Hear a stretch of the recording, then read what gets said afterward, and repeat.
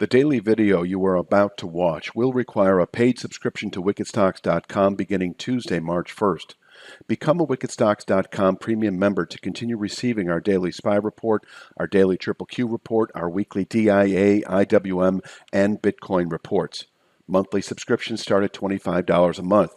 If you're not ready to become a premium member, I encourage you to become a basic member for free, which will alert you once these analysis videos become part of our paid subscription plan on March 1st. We will continue to offer free and valuable content on YouTube, though it will not include the series of videos mentioned earlier. We hope you become a wickedstocks.com premium member. We offer a 7-day free trial, and cancellation is allowed at any time.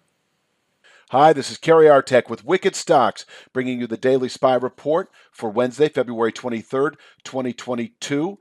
I ask you to click like each and every time you watch any content by Wicked Stocks on the YouTube channel. It helps us out a great deal in terms of being found on YouTube when people search for SPY analysis or whatever content we've uploaded to the Wicked Stocks YouTube channel. And also subscribe. Subscribing to the Wicked Stocks YouTube channel provides you notification each and every time new content has been uploaded to the Wicked Stocks YouTube channel. That is to your advantage. You'll be able to see the content when it's fresh, relevant, and usable for your trading. Let's take a look at the charts. Big day on Tuesday following a long weekend. You have the Russians kind of moving into the Ukraine, not an all-out invasion. Could be the beginning of one. Crude oil rallied significantly, then fell back a bit, and the stock market sold off significantly early on and then recovered a bit. Did not close near the lows.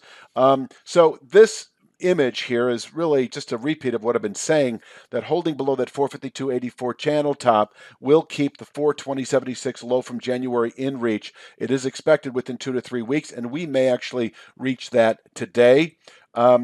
That is holding below, actually, 435.34. This is nothing more than the pullback low from about a week and a half ago. We bounced nicely off that.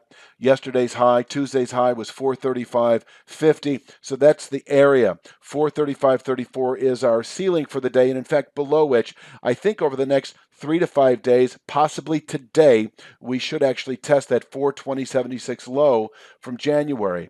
Let's take a look at the support and resistance for today, put it all together. You can see the 435.34 pullback low from a week and a half ago above the market, able to contain session strength, and I say below which 420.76 expected this week. On the way down, 426.85 today can contain intraday weakness, and above which 435.34 is actually in reach today. But if we break or open today below 426.85, we should actually test that 420.76 low from January. Now, we could double bottom there, not only for the week, but possibly into mid-March, let's say. From here, we could rally over the next 2 to 3 weeks back to that 452.84 descending channel top. But if we do close below 420.76 today, then we should, I'm going to say this week, probably pretty quickly, within 3 to 5 days, that 403.37 to 405.99 area would be anticipated. That is long-term support for the SPY, as I've been saying. Able to contain buying, able to contain selling on an annual basis. Now, I do want to take a look just briefly at the Triple Q, and I've been mentioning this now for weeks, that when the Triple Q tests its long-term support, and it's much closer, as you can see. In fact, it slipped into the 334 handle yesterday. 334.12 was the low from January, and we got down to 334.35 on Tuesday. It is the 330.60 formation, though, that is really, as far as I'm concerned, long-term support for the Triple Q.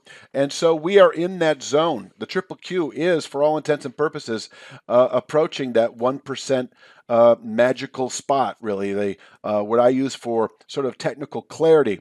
So once we slip into this area, it is essentially testing long-term support at 330.60, and holding above 330.60 allows this market to recover nicely as we continue into the second quarter. We can, I'm going to say over the next 3 to 5 months, retest that 408 area high from November, and possibly even on to new highs as we continue into the Q3, so forth and so on.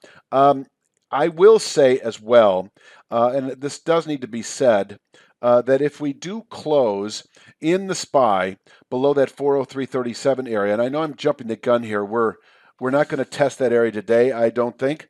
But if we do settle below it, this market enters sort of what I would call kind of a bear market, probably through the second quarter.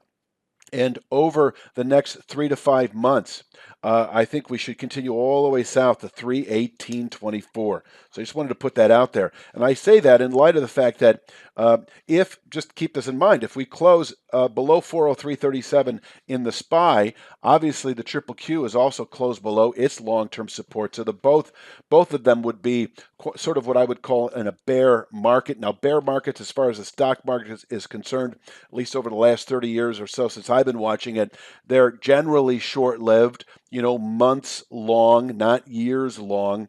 And so we're a couple of months into what, in hindsight, if we were to sell off, if the SPY were to fall all the way to 318.24 over the next 3 to 5 months, we could say in hindsight that the bear market actually began at those January highs. But right now, we're not in a bear market. We're just in a corrective phase, a meaningful corrective phase that may actually yield that 403.37 to 405.99 area. In fact, I think I've mentioned this before, that holding below that 452.84 channel top will keep 403.37 to 405.99 in reach, perhaps by the end of March, over the next 3 to 5 weeks or so.